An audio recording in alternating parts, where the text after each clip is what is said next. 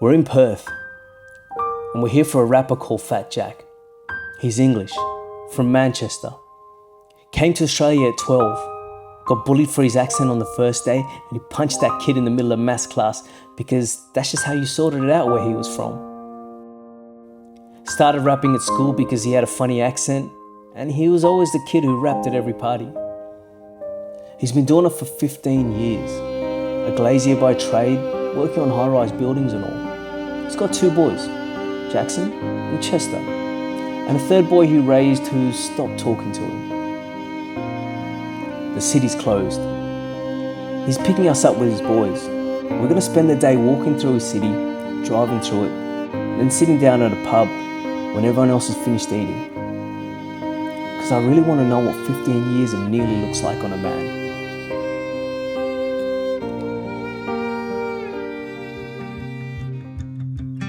I grew up in Manchester, a place called Wigan. We used to get up to a lot more stuff. A lot more stuff that we shouldn't be than kids do here, you know what I mean? It was a lot naughtier over there. We used to steal forklifts and drive them around. Go like take full pallets of beers and stuff, you know? But then every Saturday, we used to watch Green Street Hooligans the night before, me and my mate, on a Friday night. And then Saturday morning, we'd go to Wigan Town Centre and we start beating up all the emos. We thought we was Green Street Hooligans, eh? It was quite funny. So yeah, and then we moved, my dad came in and said, oh, we're moving to Australia. I really didn't want to go, because you can have some water. I was like, I really don't want to go, because I was playing rugby as well, rugby league. I moved over here and just automatically, like for me, they were the right crowd, but they were the wrong crowd, you know? And I just attracted straight to them. Yeah, I used to get bullied for the way I talk. There was a guy called Brett Mitchell. He was like oh, say kettle, say this, say that, you know? Because then he was like, oh, we would go to the bike racks at 3:30 and all this, you know? I was like, what do you mean, bro? Like, I don't know what that is, you know? I didn't know, bro, because we don't do that in England. If you had a problem with something, just fight them. Yeah. And then, yeah, I just started fucking hitting him in the middle of maths, and then the teacher was freaking out. He'd obviously never seen anything like it before, you know? And then I realised very quickly that there's so many people like that in Australia. It wasn't just me, you know? And my first Aussie hip-hop song was Inspiration Island by Draft and SBX and that. Like, crazy song. I still listen to it to this day. Yeah. And then I was listening to it and I was like, yeah, fuck, I can do that. That's just like how they rap in England, but with an Australian accent. Just rap, really, you know what I mean? And I was like, yeah, I can do that stuff. We'd been walking for the better part of an hour, and the shops had shut around us. The boys had started to run out of legs, but he hadn't stopped talking once the whole way. And to be honest, I didn't really want him to. He'd taken me right back to Wigan and the forklifts and that mad first day in Australia with that kid called Brett Mitchell, the mantra, and all those years in the city he was being silly. And somewhere in there, almost like it slipped out, that bloke that he bashed who turned out to be a pedophile. The one thing his old man ever forgave him for. So we got back in the car and strapped the boys in. Found them a song that they could agree on, and he just picked it straight back up where he'd left off, like there was no chance of stopping him now. There were so many Jacks in our year that one of the guys, Tyrone, was like, "Oi, Fat Jack." And then everyone started calling me Fat Jack and I was like, damn. But then as I got older and when I got skinny, I didn't really care, eh? It was a cool nickname when I was skinny.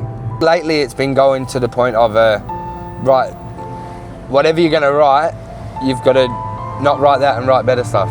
Like whatever I'm gonna write now, whatever words you're gonna think of to write in this rap, Jack, you need to fucking make them words better no matter what. Like, so I would always be like, whatever I'm gonna write isn't gonna be good enough. I wish I would have just been a bit more normal or wanted a bit more of a normal life. So like, instead of trying to push for, you know, 13, 14 years old, why the fuck would I want to be a drug lord, you know what I mean? A kingpin, I want to be a fucking maddest dealer or a standover man, you know? Like, what kind of aspirations are they, you know? Like, and now, I think back, I'm like, why didn't I just go for my learners at 16? Just fucking get a nice job where I can learn a trade, get an apprenticeship, and then go chase my music. Yeah, I could have gone and got a trade, got my license, got a girlfriend, and just did what everyone else was doing. Like, not normal as such, but normality in life, you know? And I just had none of that. That's that big bridge in the background of Dad's music video, you know, the one that's coloured? What's your favourite part about Dad doing music? Getting on stage at gigs? Yeah. Yeah, you like that? Have you ever jumped on stage with Dad? Yeah? Wow. Yeah, that was one of the greatest times away.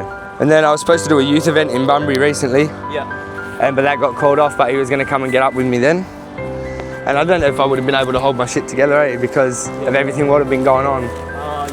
I didn't know if I was going to even see my kids again, you know? Wow. And then I was going to have them both up on stage with me again at my first gig of the year. I was pretty like keen, you know? Spent time in prison, shit like that. There's just so many things I could have done differently. Yeah. Nearly got done for attempted murder. Yeah. That was nuts. Allegedly beat someone up with a hammer, but I got found not guilty in a 3-day trial at Supreme Court. That's when my sister was dying as well. And I got off the charges and ended up going back to England and got to see my sister, which was good. If I'd have went to prison for 10 years, I wouldn't have them. And I don't know if I'd be alive, eh? He just walked me through the worst of it.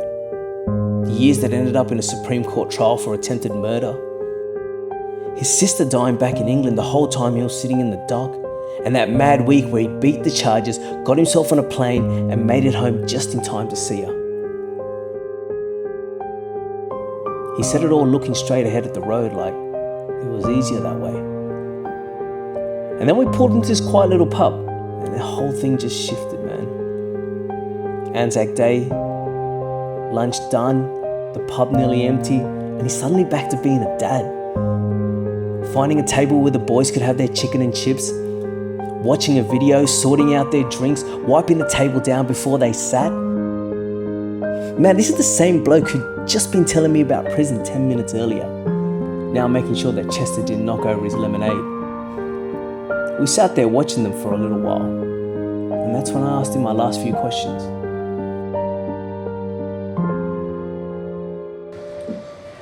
Yeah, all I want is them to be happy and okay. Yeah. And I stay up some nights, bro, just tweaking in my own brain, like what happens if I die before they're okay, you know? Fuck, man. It's a hard one, because it's like, can't let that happen. But then I don't help it by smoking as much as I do and drinking as much as I do, you know what I mean? Yeah. Because that's not exactly going to keep me alive any longer. And I'd hate to think of all the hours, if I added them up, that I sit there smoking weed. You probably lose a whole day of the week. And that's just on smoking. Yeah. Let alone sitting around being a stone cunt. Yeah. That's probably another day, yeah. 100%, bro. Sometimes I'll be like, right, it's time to go back to mum's. And he'll start screaming, I don't want to go back. And it's not because he doesn't want to be at his mum's. He loves his mum and she's a good mum. He's scared he's not going to see me then, you know what I mean? It fucking breaks my heart, bro. Yeah. Because it's like, you're always going to see me, you know? You'll always be around. It's just, and then like I can only see them as much as she'll let me. But I want my ex to win. I want her to win. I want her to find a partner. I want her to be happy. Yeah. What I would give to have my family back together, like man, I would never write another rhyme in my life if I could have my family back. 100%, bro. Even though it's way too late for that, when I look back, I'm like, fuck, that's all I want. I want to get yelled at, but leave my work boots at the front door. Yeah. Some days I wish for that more than I would my music, 100%. But I also said that if I don't make anything decent off my music, or a name off my music, I probably will delete it all. Oh, right. Yeah. I don't want to, I won't want to like, oh yeah, I was a rapper, but it wasn't good enough, you know what I mean? Fuck that.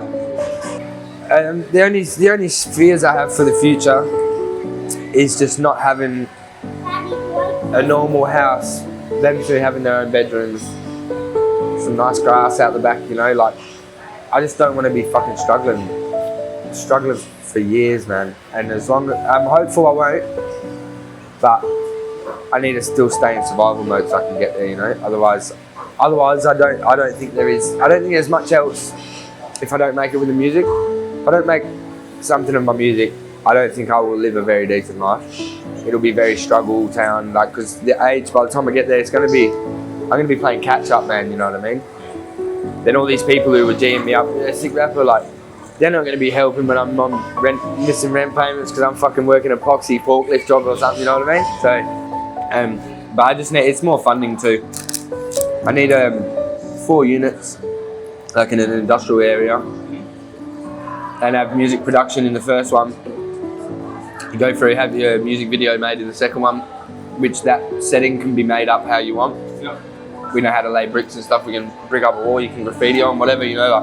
And so it'll be really good. And then in the third one, we'd have a merch printing shop. Yeah. So you'd have your merch made there as well. Yeah. And then I spoke to a channel called Them Boys Reactions, and they'd do reactions out of there as well. Yeah, okay, yeah. So you get your song made, your video made, your merch made, and then a reaction video for that song coming out. Yeah. You've got your song, your video, your promo, everything in one shot, yeah. But yeah, I need something to happen. I need something to happen. Because there's been a problem with this investment and it's just taken ages, and whether it's still coming or not, like it's... I quit my job for this, you know what I mean? So I need it to come through. I can't be wrong. Yeah. I can't be wrong. Fat Jack says he spent the last 15 years writing music that's never quite carried him anywhere. He came out here when he was 12, got bullied, hit the kid, and from there it just sort of unspooled. 2 years of living in a hotel on Hastings Street with someone else's bond covering the room. A near miss with attempted murder. He'd only beaten a 3-day trial the same week his sister was dying back home in England. And now he's got 2 boys, Jackson and Chester, and another one he raised who won't talk to him anymore. A manager who stayed when the producer walked away, and a $25,000 investment that still hasn't quite turned up. A job he quit on purpose so that the money would have no choice to come. And about 5 years left in him, he reckons, before he calls it. And underneath it all, there's this one line he can't quite put down. What if I die before they're okay? But he'll ride his way out of it, the way he always has. Telling himself the album's coming and the money might land and the boys will grow up fine. And that's all he really has to do. Just keep his head above water long enough for the rest of it all to catch up. And on a public holiday, in a city that had shut itself down for the day and the food court emptying around us, he sat at a table and told a stranger the one thing he doesn't say to anyone. And I think that's the song. He just hasn't recorded it yet. Fat Jack's got the heart and the craft to make it. And I really hope he does.